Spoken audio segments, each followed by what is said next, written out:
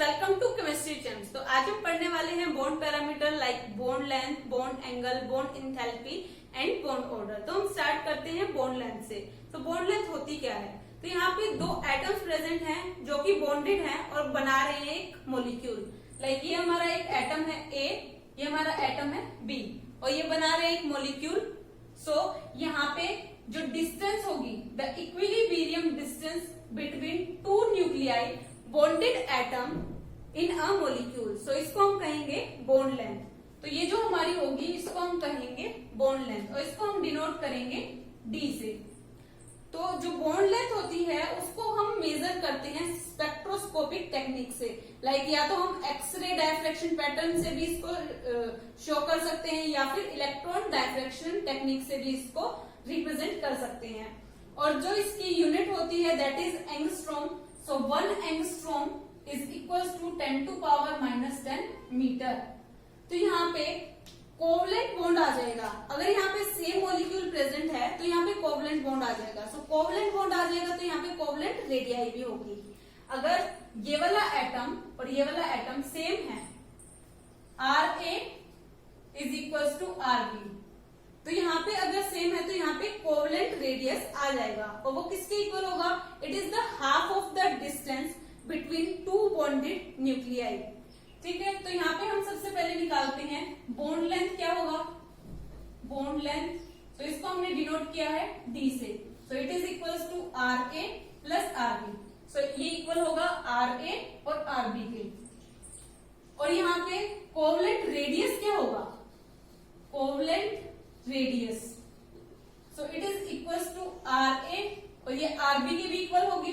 सो ये इक्वल होगी D/2, bond length divided by 2। और ये कंडीशन तभी फॉलो होगी अगर यहाँ पे Ra is equals to Rb है तो। ठीक है, तो ये हो गई हमारी बॉन्ड लेंथ। अब हम बात करते हैं कि जो ये बॉन्ड लेंथ है वो दो फैक्टर्स पे डिपेंड है। First is size. अगर यहाँ पे जो एटम्स है उनका साइज ज्यादा होगा तो बॉन्ड लेंथ भी यहाँ पे ज्यादा होगी। लाइक हम एग्जांपल देखते हैं।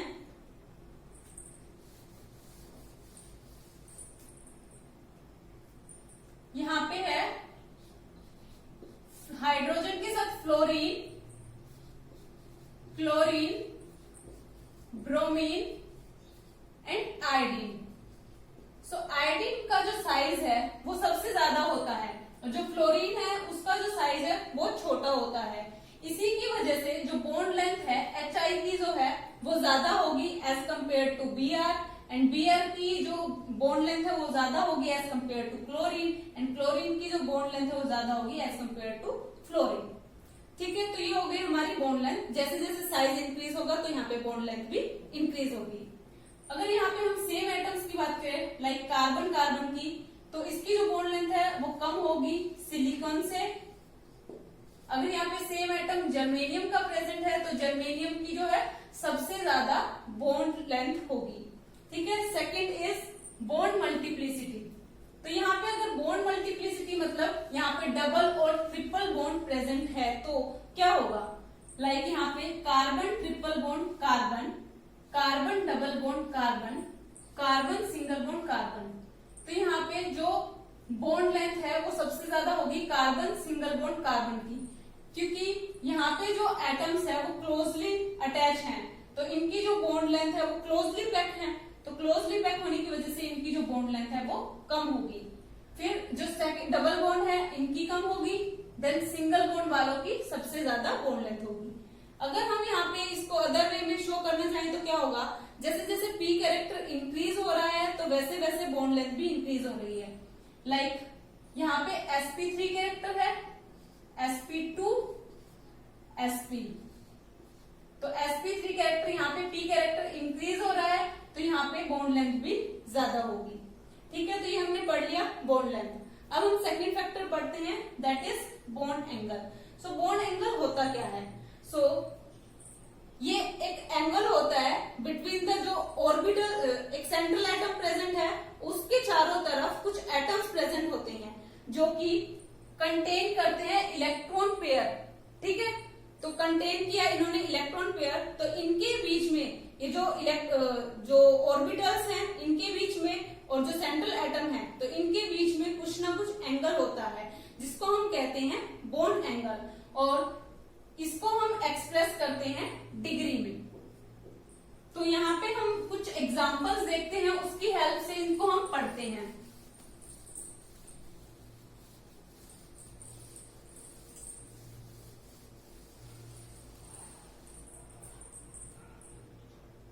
लाइक हम फर्स्ट एग्जांपल पढ़ते हैं CH4 का।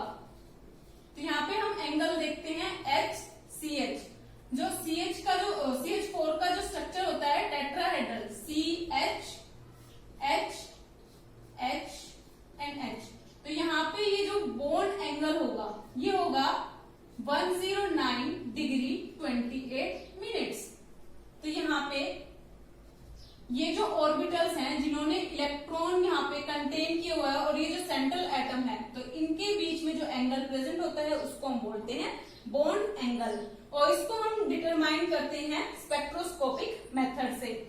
और जो बॉन्ड एंगल हमको आइडिया देती हैं कि जो ये ऑर्बिटल्स हैं वो किस तरह से डिस्ट्रीब्यूट होंगे, और ये हमको मॉलिक्यूल के शेप के बारे में भी बताता है।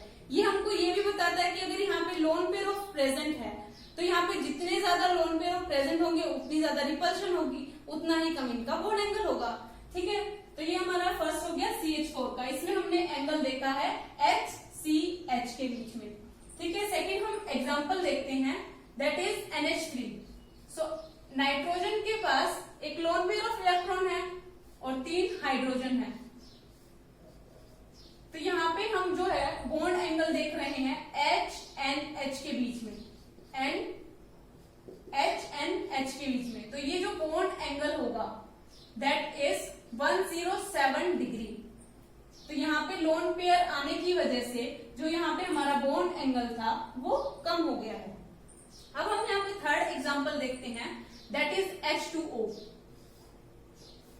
तो यहाँ पे ऑक्सीजन के पास 2 लोन पेयर ऑफ इलेक्ट्रॉन है, ठीक है, और यहाँ पे हाइड्रोजन प्रेजेंट है। तो ये जो बॉन्ड होगा दैट इज 104.5 डिग्री। ठीक है, तो यहाँ पे 2 लोन पेयर ऑफ इलेक्ट्रॉन है तो यहाँ पे और ज्यादा रिपल्शन होगा, जिसकी वजह से जो ये बॉन्ड एंगल है वो और भी कम हो जाएगा। तो यहाँ पे हमने जो ये बॉन्ड एंगल देखा है वो HOH के बीच में देखा है। अगर हम यहाँ पे न्यूट्रल मॉलिक्यूल की बात करें BF3 तो यहाँ पे जो FBF के बीच में जो बॉन्ड एंगल होगा दैट इज 120 डिग्री। यहाँ पे जो एंगल्स होंगे वो इक्वल होंगे। ठीक है, तो ये तो हो गया हमारा बॉन्ड एंगल। अब हम यहाँ पे बात करते हैं बॉन्ड इंथैल्पी की। सो बॉन्ड इंथैल्पी क्या होती है? तो यहाँ पे हमारे पास कोई एटम है, उनके बीच में बॉन्ड प्रेजेंट है। सो 1 मोल ऑफ बॉन्ड को तोड़ने के लिए जितनी भी एनर्जी हमको रिक्वायर होती है उसको हम बोलते हैं बॉन्ड इंथैल्पी। ठीक है, और इसको हम जो एक्सप्रेस करते हैं, इसकी जो यूनिट होती है that is kilo joule per मोल। तो यहाँ पे अगर हम डाइएटॉमिक की बात करें तो जो बॉन्ड डिसोसिएशन बॉन्ड एंथैल्पी है वो इक्वल होगी बॉन्ड डिसोसिएशन एंथैल्पी के। मतलब कि जो बॉन्ड को तोड़ने के लिए जितनी एनर्जी हमको रिक्वायर होगी उतनी ही बॉन्ड एंथैल्पी होगी। ठीक है, अगर हम यहाँ पे पॉलीएटॉमिक मॉलिक्यूल की बात करें, लाइक OH बॉन्ड है, इसमें HOH, इसमें भी OH बॉन्ड है, और CH3OH, इसमें भी OH बॉन्ड है। तो यहाँ पे जो बॉन्ड एंथैल्पी है वो डिफरेंट होगी। लाइक हम अदर मॉलिक्यूल की बात करें, लाइक सेम मॉलिक्यूल है जिसमें CH, तो यहाँ पे CH बॉन्ड जो है इसकी जो एंथैल्पी है वो डिफरेंट होगी। मतलब हर हाइड्रोजन एटम की कार्बन के साथ डिफरेंट बॉन्ड एंथैल्पी होगी, ये सेम नहीं होगी। तो इसको हम क्या कहेंगे कि जो बॉन्ड एंथैल्पी है वो एवरेज वैल्यू है। तो इसको हम क्या कह सकते हैं, bond enthalpy are usually the average value. तो इसको हम कहेंगे एवरेज या फिर मीन बॉन्ड एंथैल्पी। ठीक है, और इसको हम रिप्रेजेंट करते हैं, लाइक हम हाइड्रोजन की देखें, सॉरी वाटर की देखें तो क्या होगा, यहाँ पे हमारे पास वाटर प्रेजेंट है। सो वाटर की जो फर्स्ट बॉन्ड एंथैल्पी है, फर्स्ट डिसोसिएशन बॉन्ड एंथैल्पी है that is 502 kilojoule per मोल।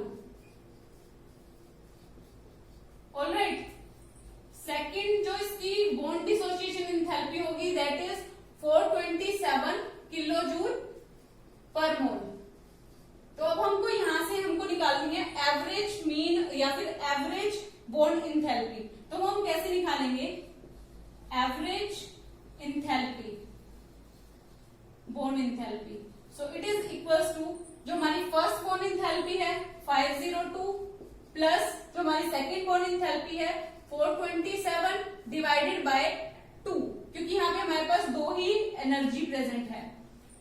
तो यहाँ पे हमारा आ जाएगा 464.5 किलो जूल पर मोल। तो इसको हम कहेंगे एवरेज बॉन्ड इंथैल्पी।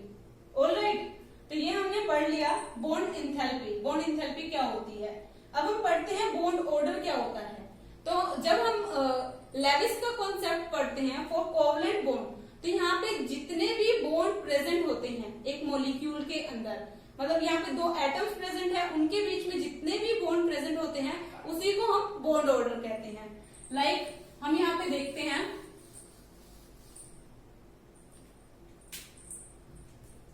यहाँ पे हमारे पास मॉलिक्यूल प्रेजेंट है और यहाँ पे बॉन्ड ऑर्डर।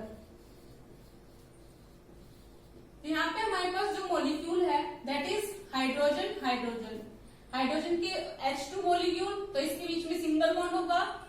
ऑक्सीजन, तो इनके बीच में डबल बॉन्ड होगा। नाइट्रोजन, तो इनके बीच में ट्रिपल बॉन्ड होगा। तो लेविस के कॉन्सेप्ट के अकॉर्डिंग यहाँ पे जितने भी बॉन्ड होते हैं उतना ही उसका बॉन्ड ऑर्डर होता है। तो यहाँ पे इसका जो बॉन्ड ऑर्डर होगा दैट इज 1। यहाँ पे दो बॉन्ड है तो डबल बॉन्ड है तो यहाँ पे बॉन्ड ऑर्डर हो जाएगा 2। यहाँ पे ट्रिपल बॉन्ड है तो यहाँ पे जो बॉन्ड ऑर्डर होगा वो हो जाएगा 3। तो ये तो हो गया हमारा लेविस के कॉन्सेप्ट के हिसाब से। अगर यहाँ पे हम जो ओड इलेक्ट्रॉन की बात करें तो क्या होगा। अगर हम यहाँ पे in case of odd electron there are 3 electron consider, यहाँ पे जो 3 इलेक्ट्रॉन है उसको हम कंसीडर करेंगे half of the covalent bond. उसको सिर्फ हम half of the covalent bond he equivalent इसको हम यूज करेंगे, और जो बाकी जो ऑर्डर होगा उसको हम देखेंगे। लाइक यहाँ पे हम एग्जांपल देखते हैं NO का। NO का हमने यहाँ पे एग्जांपल लिया तो नाइट्रोजन और ऑक्सीजन ये दोनों अटैच है डबल बॉन्ड के पास, और जो ऑक्सीजन है उसके पास 3 इलेक्ट्रॉन है आउटर मोस्ट शेल में, और इन्होंने डबल बॉन्ड बना लिया। तो यहाँ पे जो बॉन्ड ऑर्डर होगा, सबसे पहले तो ये जो बॉन्ड है हम वही लिख देंगे ऑर्डर 2, ठीक है।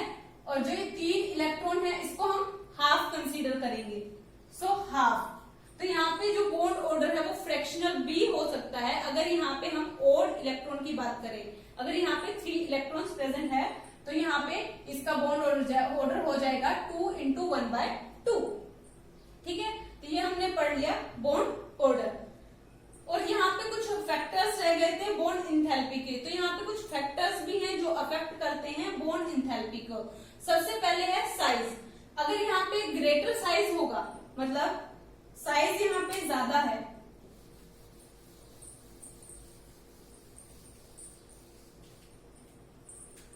तो यहाँ पे हम फैक्टर्स पढ़ रहे हैं बॉन्ड इंथैल्पी के। सो फर्स्ट है साइज। तो अगर यहाँ पे साइज ग्रेटर है तो वहां पे जो बॉन्ड लेंथ है वो भी ज्यादा होगी, मतलब distance between the central atom और जो आउटर मोस्ट ऑर्बिटल है उसका जो डिस्टेंस है वो ज्यादा होगा, तो यहाँ पे बॉन्ड लेंथ ज्यादा होगी। तो हमको जो है एनर्जी कम प्रोवाइड करनी पड़ेगी इस बॉन्ड को तोड़ने के लिए। तो यहाँ पे लेस बॉन्ड इंथैल्पी, ठीक है। सेकेंड जो फैक्टर है दैट इज बॉन्ड मल्टीप्लिसिटी।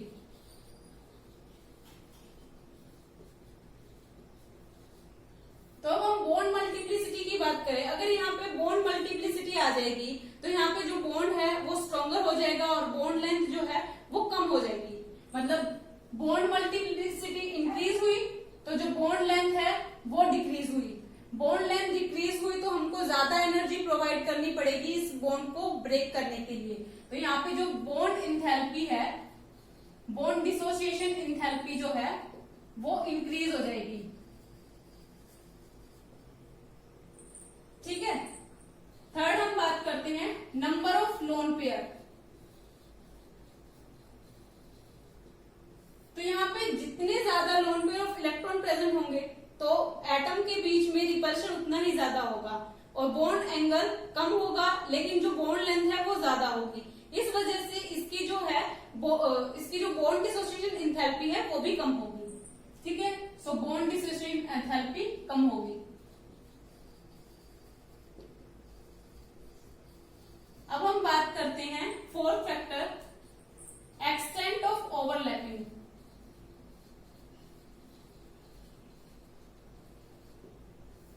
तो जो ऑर्बिटल्स हैं वो जितने ज्यादा ओवरलैप करेंगे तो उतनी ही ज्यादा उनका जो बॉन्ड है वो स्ट्रॉन्गर होगा। जितना ज्यादा बॉन्ड स्ट्रॉन्गर होगा उतनी ज्यादा हमको एनर्जी प्रोवाइड करनी पड़ेगी। तो जितनी ज्यादा एनर्जी प्रोवाइड करनी पड़ेगी उतनी ज्यादा बॉन्ड डिसोसिएशन एंथैल्पी होगी। मतलब ग्रेटर ओवरलैपिंग, तो यहाँ पे हमारा बन जाएगा स्ट्रॉन्गर बॉन्ड। स्ट्रॉन्गर बॉन्ड बनेगा तो जो बॉन्ड डिसोसिएशन एंथैल्पी है वो ज्यादा हो जाएगी।